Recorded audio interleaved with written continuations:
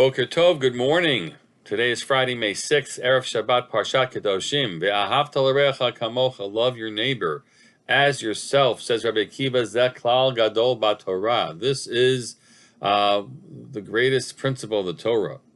I actually want to reference not Rabbi Akiva's teaching, but a version of it that we apparently have in the negative inversion of the pasuk as taught by Hillel. And here's the case. The Gemara tells us in Shabbat a series of cases of potential converts and students who come to first Shammai, who is going to come across as the rigid one, right? And then Hillel, who comes across as the embracing one. So Shuv Ma'aseh ben Achriya Chad Shabbat Lefnei Shammai. Here's another story about an individual of a certain non-Jewish person who came to Shammai. Amarlo, he said to him, Gaireini almanach tilamdeni kol Torah kula k'sheni omed haregel achat. He said, convert me on the with the proviso, on the condition, right? I'm ready to make for you to make me a convert, and I'm ready to do it to accept Judaism. But here's the deal: you got to teach me all the Torah while I'm standing on one foot. Chutzpah, presumably chutzpah, right? Or someone who's kind of challenging you. Can you get to the essence of the Torah quickly for me? To which Shammai responds with no words, but dechafo be'amad habinyan shebiyado. He pushed him out. Dachafo pushed him out with the ruler that was in his hand. He just pushed him out. Get out of here, you chutzpah person. Balifnei Hillel, we're told. The same individual came before Hillel, Gairei. He converted him, or he accepted him for conversion. It's most likely how we should read that. And he says, you got it. Game on. You want me to do it? Because he said, same idea, right? Teach me the Torah on one foot. Amarlo da'alach sani lechavercha lo tavid. Whatever it is hateful to you, don't do to your friend. The inverse teaching of love your neighbor as yourself, or negative version of it, don't do to your neighbor what you wouldn't do to your friend, but you wouldn't want it done to you. Zohi kol haTorah kula. This is the whole Torah.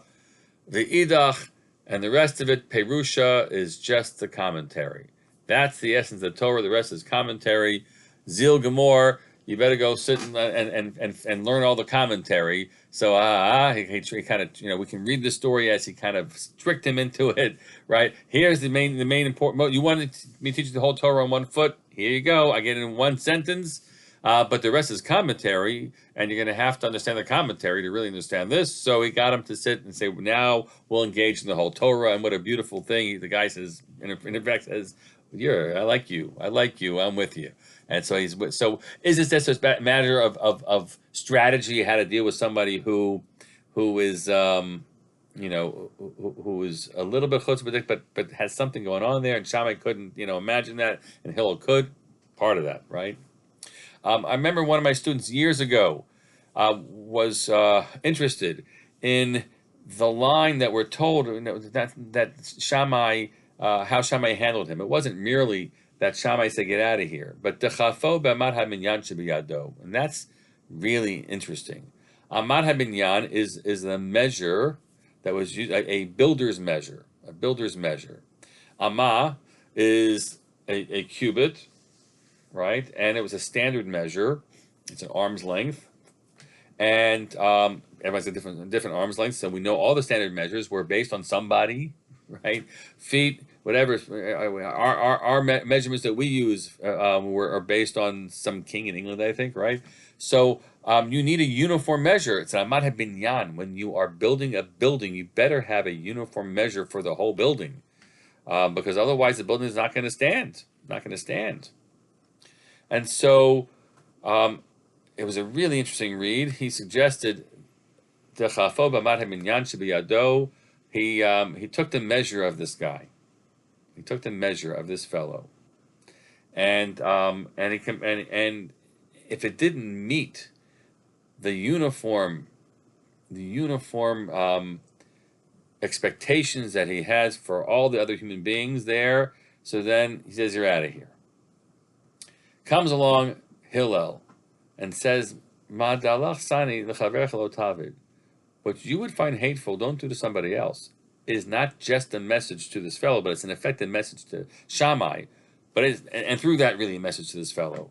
We can't take the measure of an individual always as he fits into the boxes and the sizes that we have for the rest of the world. A person has to be measured for himself or herself.